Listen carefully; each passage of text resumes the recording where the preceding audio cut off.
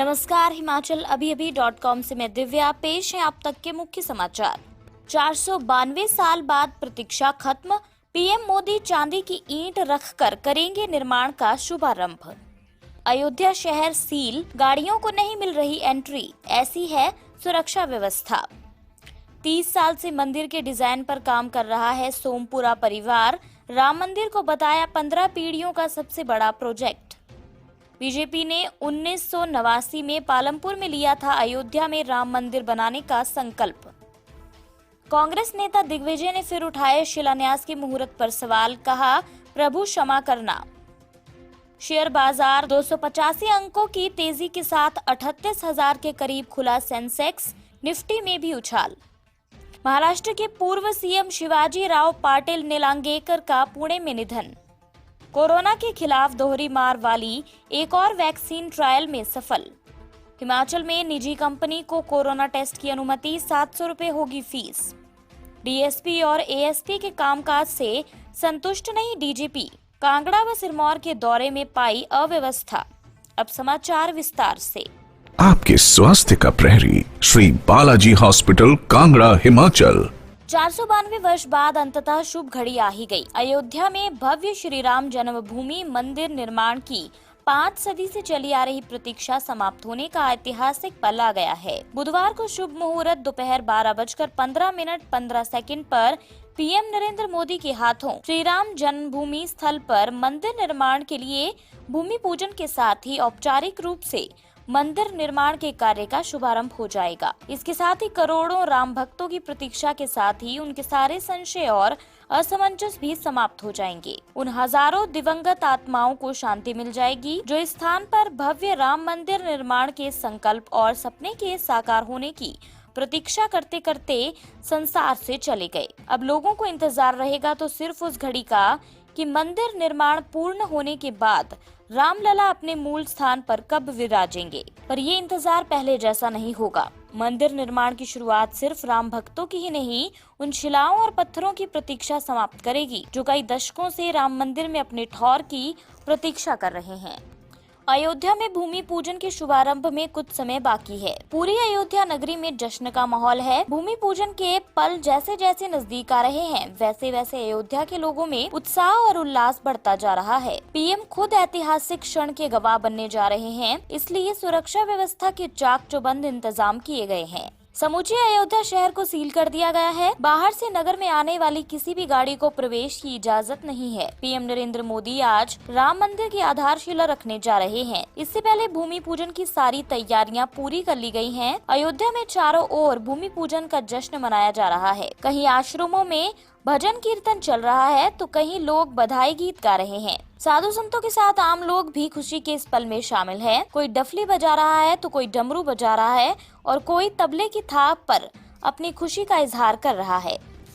अहमदाबाद से पहुंचे राम मंदिर के मुख्य वास्तुकार चंद्रकांत सोमपुरा के पुत्र आर्किटेक्ट आशीष सोमपुरा कहते हैं कि हमारी 15 पीढ़ियों का सबसे बड़ा प्रोजेक्ट राम मंदिर है। पीएम मोदी से 5 अगस्त को मिलने की इच्छा है। उनका सुझाव अनमोल होगा। वे कहते हैं कि लंबी प्रतीक्षा के बाद ये घड़ी आने जा रही है। हमारा परिवार बहुत उत्साहित है। 15 पीढ़ियों से ये काम कर रहे हैं। अब तक 131 मंदिरों के डिजाइन तैयार कर चुके हैं। मैं और निखिल दोनों भाइयों ने पिता चंद्रकांत सोमपुरा के सानिध्य में मंदिर आर्किटेक्ट का ककहरा सीखा। अब राम मंदिर के भूमि पूजन से एक नए अध्याय की शुरुआत होगी। आशीष बताते हैं कि गुजरात के प्रसिद्ध सोमनाथ मंदिर के रिकंस्ट्रक्शन का डिजाइन तैयार करने वाले उनके दादा पद्मश्री प्रभाशंकर सोमपुरा ने शिल्प शास्त्र पर 14 किताबें भी लिखी। नागर शैली में मंदिरों के डिजाइन में परिवार माहिर है।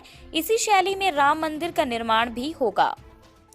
अयोध्या में भगवान श्री राम के मंदिर का सपना साकार होने जा रहा है। मंदिर बनाने का संकल्प भारतीय जनता पार्टी ने पालमपुर के रोटरी भवन में 1989 में लिया था। रोटरी भवन में भाजपा की 3 दिवसीय राष्ट्रीय कार्यकारिणी की बैठक का आयोजन 11 से 13 जून को हुआ था। 31 वर्ष बाद अब जब श्री राम मंदिर बनने का मार्ग प्रशस्त हुआ है तो भाजपा ने पालमपुर के रोटरी भवन में यादों को संजोते हुए बुधवार को 11 बजे कार्यक्रम का आयोजन रखा है। कोरोना महामारी के दौरान होने वाले इस कार्यक्रम में शारीरिक दूरी का ध्यान रखते हुए गिने चुने भाजपा पदाधिकारियों को बुलाया गया है। इसके लिए विशेष तौर पर भगवान श्री राम का भव्य पोस्टर भी रोटरी भवन में लगा दिया गया है।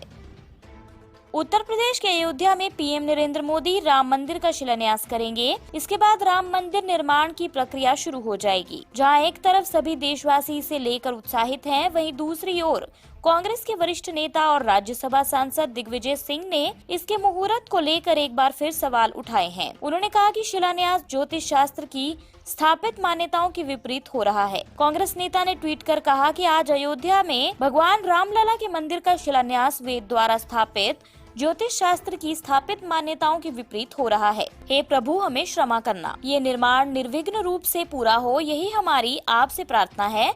जय सिया राम। अपने ट्वीट के साथ उन्होंने राम मंदिर निर्माण मुहूर्त हैशटैग का इस्तेमाल किया। अन्य समाचार ब्रेक के बाद। Shri Balaji multi speciality hospital Kangra, जहां आपको एक ही छत के नीचे मिले बेहतरीन चिकित्सा सुविधाएं, cardiology, laparoscopic, general surgery, neuro surgery, orthopaedics, paediatric, radio diagnosis, urology, gastroenterology, ophthalmology, pathology, medicine, anaesthesia और डेंटल जैसी अत्याधुनिक और बेहतरीन चिकित्सा सुविधाएं, 24 घंटे इमरजेंसी सुविधा, 9 बेड के साथ critical care unit, cardiac monitor और डिफिब्रिलेटर्स, सेंट्रल ऑक्सीजन लाइन और वेंटिलेटर सुविधा। हिमाचल प्रदेश के सबसे बड़े निजी स्वास्थ्य सेवा प्रदाताओं में से एक Shri Balaji multi speciality hospital Kangra राष्ट्रीय स्वास्थ्य बीमा योजना के साथ सूचीबद्ध Shri Balaji multi speciality hospital Kangra BPL परिवारों के लिए अस्पताल में कैशलेस भर्ती होने के साथ ही ईसीएच की भी सुविधा। हमारा पता Shri Balaji multi speciality hospital, Balaji Vihar, Ujjain, Kangra. संपर्क करें 9218411108 पर। Shri Balaji multi speciality hospital Kangra.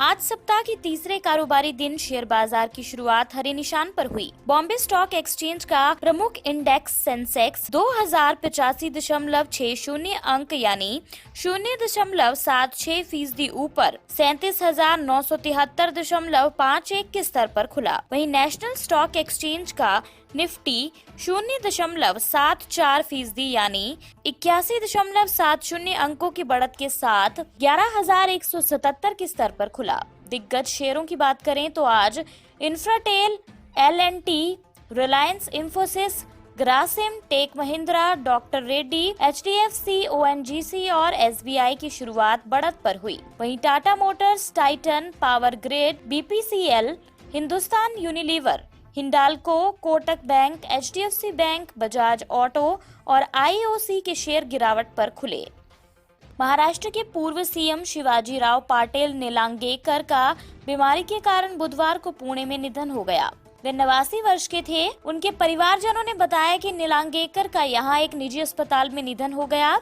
वे हाल ही में कोरोना वायरस से संक्रमित पाए गए थे, लेकिन वे बाद में स्वस्थ हो गए थे और जांच में संक्रमित न पाए जाने के बाद उन्हें अस्पताल से छुट्टी दे दी गई थी। मराठावाड़ा क्षेत्र के लातूर से वरिष्ठ कांग्रेस नेता निलांगेकर जून 1985 से मार्च 1986 तक राज्य के सीएम रहे। निलांगेकर ने अपनी बेटी और उसकी दोस्त की मदद के लिए 1985 में एमडी परीक्षा के नतीजों में कथित छेड़छाड़ के आरोप लगने के कारण सीएम पद से इस्तीफा दे दिया था।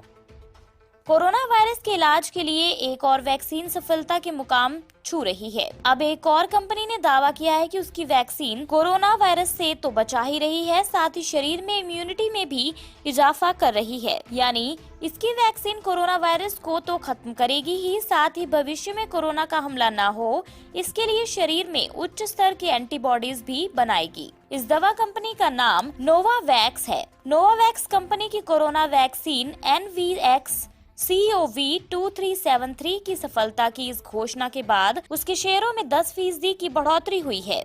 नोवावैक्स ने कहा है कि हमारी कोरोना वैक्सीन का आखिरी स्टेज का तीसरा ट्रायल सितंबर के अंत तक खत्म हो जाएगा। इसके बाद हम अगले साल यानी 2021 में 100 करोड़ से 200 करोड़ वैक्सीन का उत्पादन करने में सक्षम होंगे। हिमाचल में अब कोई भी व्यक्ति अपना कोरोना टेस्ट खुद करा सकेगा। ये टेस्ट निजी लैब, SRL में 700 रुपए में होगा। अभी इस लैब ने जिला कांगड़ा और मंडी में कोविड एंटीजन में टेस्ट कराने की हामी भरी है। सरकार ने इस निजी लैब को टेस्ट कराने के लिए मशीनें स्थापित करने को कहा है। इसमें यूजर ID, पासवर्ड और लॉगिन ID स्वास्थ्य विभाग का रहेगा। ये इसलिए ताकि टेस्ट की निगरानी और गुणवत्ता बनी रहे। SR लैब प्रदेश के बड़े अस्पताल में सुविधा दे रही है। हिमाचल में सरकार की ओर से संक्रमितों के टेस्ट निशुल्क किए जाते रहेंगे। निजी लैब में वे लोग भी टेस्ट करवा सकेंगे जिन्हें लगता है कि कहीं उन्हें कोरोना तो नहीं हो गया। DGP संजय कुंडू कांगड़ा सिरमौर जिले के DSP, ASP रैंक के सुपरवाइजरी अधिकारियों SO के कामकाज से संतुष्ट नहीं हैं। उन्होंने इन जिलों के दौरे के अनुभवों के आधार पर प्रदेश के सभी SO के लिए नए निर्देश जारी किए हैं। इनके अनुसार अब संगीन अपराधों को सुलझाने के लिए अधिकारियों को घटना स्थल पर तब तक कैंप करना होगा जब तक केस सुलझ नहीं जाता। 15 में से 3 दिन इन्हें थाने चौकियों में बिताने होंगे। इससे वहां की कार्य प्रणाली में सुधार होगा। DGP ने हाल ही में कांगड़ा सिरमौर जिले का दौरा किया था। इस दौरान उन्होंने पाया कि सुपरवाइजरी ऑफिसर DSP, ASP एक या 2 थाने के ही सुपरवाइजरी ऑफिसर हैं। बहुत कम जगहों पर 3 थाने देखते हैं। तो एक सुपरवाइजरी ऑफिसर SP को छोड़कर NDPS के 1 साल में 6 केसों की व्यक्तिगत तौर पर जांच करेगा। रेड, सर्च, सीजर जांच, चार्जशीट तैयार करना, केसों का ट्रायल मॉनिटरिंग करने जैसे कार्य करेंगे। DSP, ASP 15 दिन में 3 दिन तक सूर्योदय से लेकर सूर्यास्त तक पुलिस थानों चौकियों में कैंप करेंगे। कम से कम 2 रातें वहीं पर काटेंगे। इसी के साथ ये बुलेटिन यहीं समाप्त होता है। अगला रेडियो बुलेटिन सुनिए शाम 7:30 बजे। तब तक के लिए नमस्कार। आपके स्वास्थ्य का प्रहरी श्री बालाजी हॉस्पिटल, कांगड़ा, हिमाचल।